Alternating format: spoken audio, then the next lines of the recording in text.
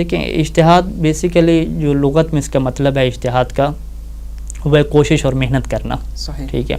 اور ہم جو فقہ میں اس کا مطلب لیتے ہیں کہ قرآن و حدیث سے حکم شرعی نکالنے کا ملکہ اور قدرت.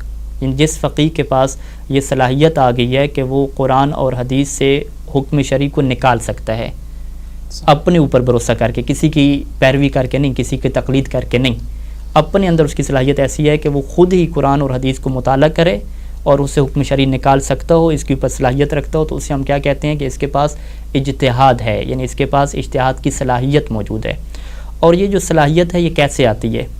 بنیادی طور پہ دو چیزوں میں ہم تقسیم کرتے ہیں.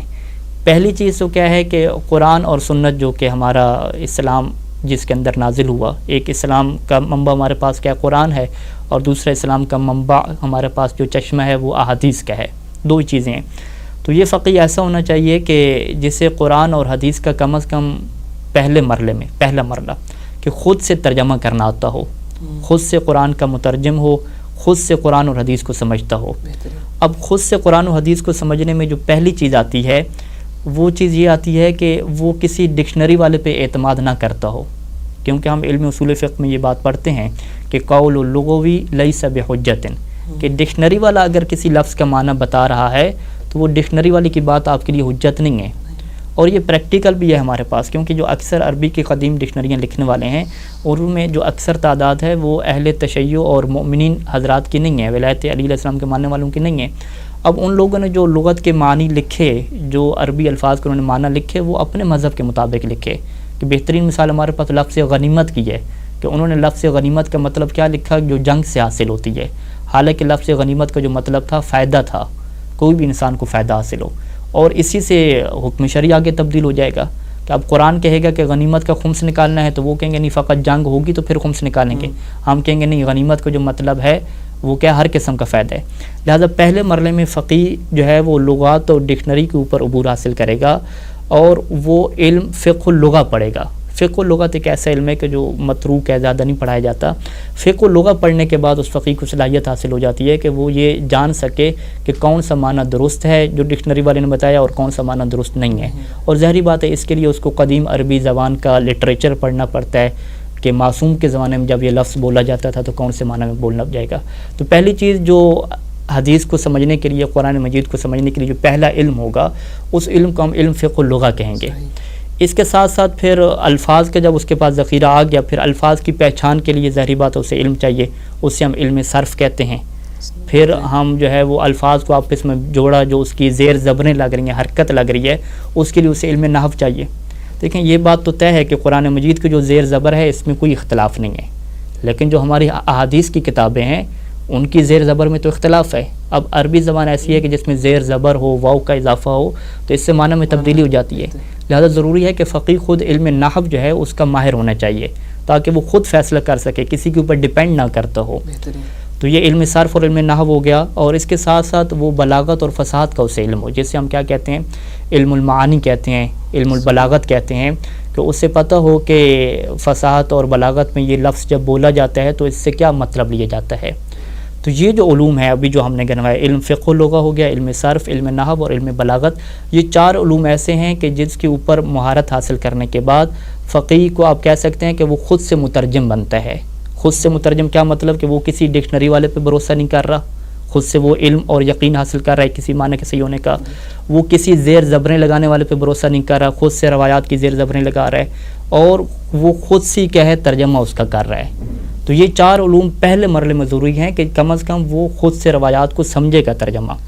پھر اس کے بعد اگلا مرحلہ آتا ہے کہ روایات کو جوڑ کے آپس میں کہ کون سی عام ہے, کون سی خاص ہے, کون سی ناسخ ہے, کون سی منسوخ ہے, کون سی مطلق ہے, کون سی مقید ہے, کون سی محکم ہے, کون سی متشابہ ہے, ان چیزوں کو آپس میں جوڑ کے کیا نتیجہ نکالے گا.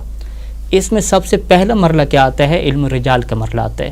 علم رجال کیا مطلب, کیونکہ دیکھیں یہ بات طے ہے کہ قرآن مجید جو ہے وہ تواتر سے ہم تک پہنچا ہے.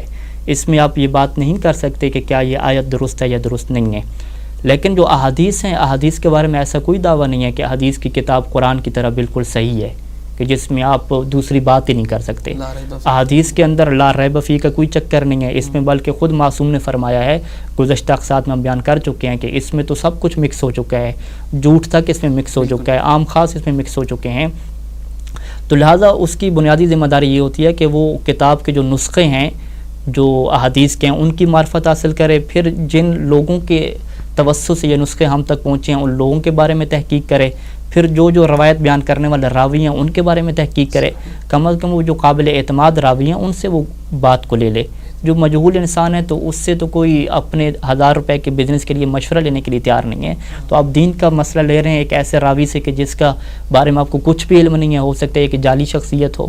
تو لہٰذا اس کے بعد علم رجال اور حدیث کا مرحلہ آتا ہے کہ علم رجال اور حدیث میں آپ حدیث کی کتابوں کے بارے میں تحقیق کرتے ہیں کہ یہ کتابیں ہم تک کیسے پہنچی ہیں، کہاں سے پہنچی ہیں، اور پھر اس کے اندر جو رجال ہیں جو ان کو نقل کرنے والے راوی ہیں ان کی حیثیت کیا ہے، کیا وہ ایسے فرضی نام ہیں یا واقعاً امام کے اصحاب تھے، اگر وہ امام کے اصحاب تھے تو تاریخ اور شہرت اس کے بارے میں کس بات کے اوپر موجود ہے کہ کیا یہ قابل اطمینان بندہ تھا یا نہیں تھا۔ تو یہ کیا ہوگا، ترجمے کے بعد یہ دوسرا مرحلہ ہوگا کہ آپ کو یہ طے کرنا ہے کہ جو ہمارے پاس احادیث آ رہی ہیں یہ کون سی درست ہیں کہ واقعی یہ امام سے صادر ہوئی ہیں، اس کے لیے علم رجال و حدیث ہو جائے گا۔ پھر علم رجال و حدیث کے بعد آپ نے روایات نکالی تو اب آپ نے اس سے کیا کرنا ہے، استنباط کرنا ہے، آپ نے حکم شرعی نکالنا ہے اس سے۔ تو اس کے لیے علم منطق کیا ہے آپ کے لیے ضروری ہوگا، کیونکہ علم منطق آپ کو سکھاتا ہے کہ آپ نے دلیل کیسے دینی ہے، استدلال کیسے کرنا ہے، وہ آپ کو بتاتا ہے کہ قیاس کیوں درست نہیں ہے۔ علم منطق میں پوری بحث ہوتی ہے کہ قیاس کرنا کیوں باطل ہے، کیونکہ یہ آپ کو صحیح نتیجے تک نہیں پہنچاتا، اور قیاس کیسے بن جاتا ہے کہ جب آپ دلیل میں یہ خرابی پیدا کریں تو ایسے قیاس بن جاتا ہے۔ تو لہٰذا قیاس سے بچنے کے لیے، غلط استدلال سے بچنے کے لیے کہ جو انسان کو ظن اور ذاتی رائے کی طرف لے جائے، اس کی تشخیص علم منطق سے ہوگی۔